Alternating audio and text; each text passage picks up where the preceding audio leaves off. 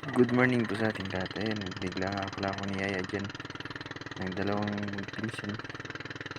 Total, wala naman akong gawa, pero pumayag ako kagad. Kaya, ayun, sinamahan ko sila upang mga ano ng luto dahil pang ulam. Pagkat mahal na kasi yung isda ngayon, no? Pero okay lang naman dahil nanguli rin kami ng isda paminsan-minsan. Kaya lang, ito yung naisipan namin. Nung malapit pala kami sa aming ispat, ayun, tinakong nagay sa aking mga gagamitan pang buga na rin sa misin. At ito na po sa aming spot na bagong mga lato na kung ano masasabi mo is fresh na bagong sariwa. Ito nga pala ay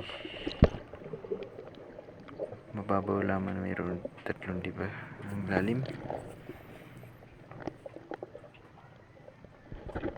Dahil matagal na rin po ako hindi nakakapagsisid, kaya medyo hindi ako matagal sa ilalim upang mawa ng lato. Kaya kaunting piraso lang naman ang aking nakuha at lumutang na rin ako kagad. Ayan. Medyo masuka lang ang pisto ng lato na to. Talaga namang pinambahayan din siguro ito ng isda. Mga ilang minuto nga pala ay lumutang na rin ako pagkat di na kaya ng aking hininga upang ilagay na yung aking nakuhang lato dahil hindi na rin kayang hawakan ng aking mga kamay.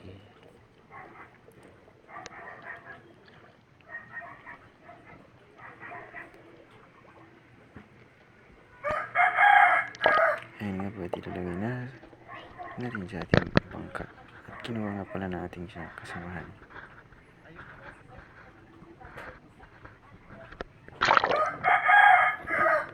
Hindi talaga may iwasan ng tabako, no? Ayun, ito pa, dahan-dahan natin pagkuha dahil mabilis na rin ako yung dagat. Enjoy na lang po sa panonood, samahan niyo ko.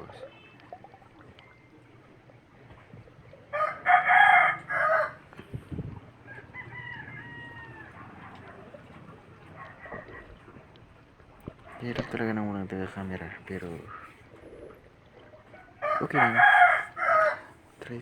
Try lang.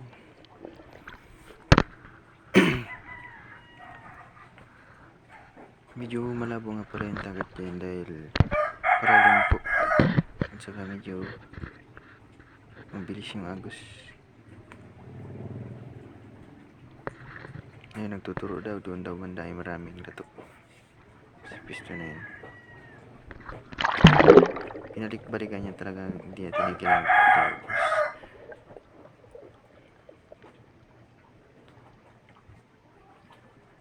sumutuntin ako doon upang mawa ng lato. Kaya naman, bago namin inilisan, nubos namin talaga.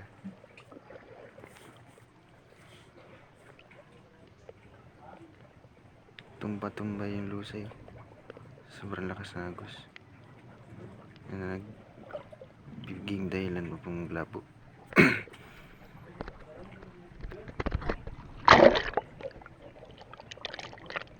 Talaga namang binalik-balikan talaga namin hanggat hindi namin maubos para maging saglit lang kami sa panguha ng lato dahil mainit ang panahon.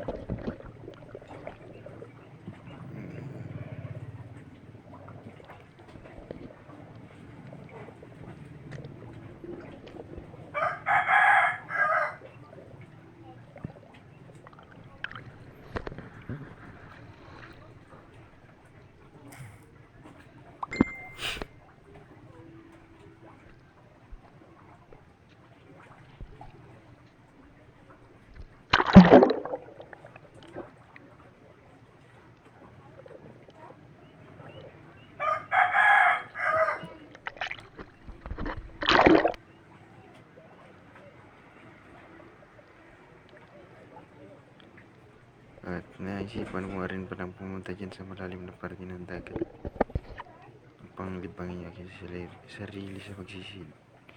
Kasi nga, kung matagal ka nang hindi nakakapagsisid, medyo hindi na, kumbaga sa katawan, hindi na exercise ating paghinga sa pagpigil ng paghinga sa ilalim ng dagat.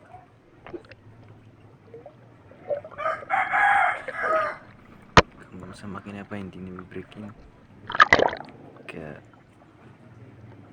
magiging mahina yung ating tibay sa patagalan sa ilalim. Iba pa rin talaga kapag laging ginagamit yung lagi kang sumisisid sa ilalim ng dagat na dadagdagan pa yung capacity.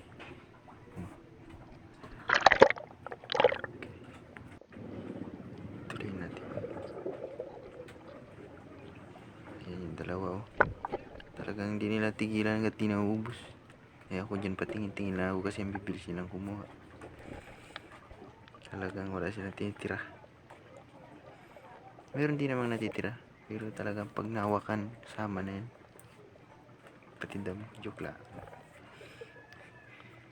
Ayun na. Tsaka napakaganda rin talaga dahil sa hindi ka nabibili. Libre mo lang na makukuha. Ayun nga pala, nagtry akong magpailalim dyan. Ayun ang lalim Tinistingan ko talaga abutin yung pinaka ilalim ng putik na yun. Buhangin pala.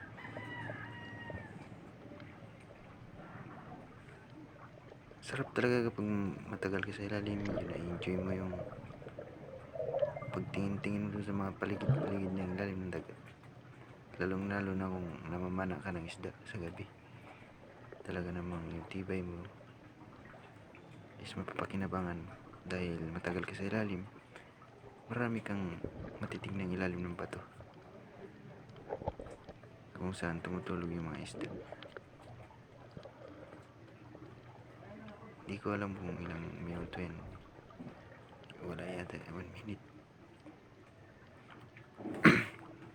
Ayun, naglutang na ako. Sumisikip na aking dibdib.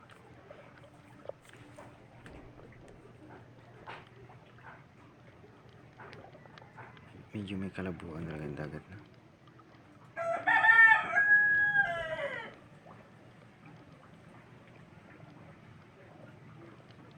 Ang lalim na nun.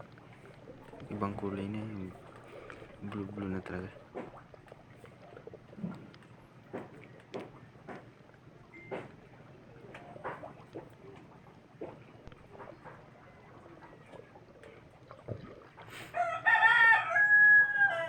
Ingay ng manok.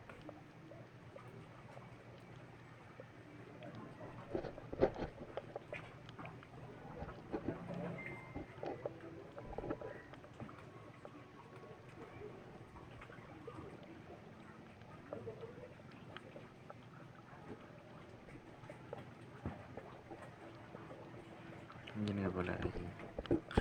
Lambitin lang ako sa palitik ng bangka. Nangintingin sa mga bato. Medyo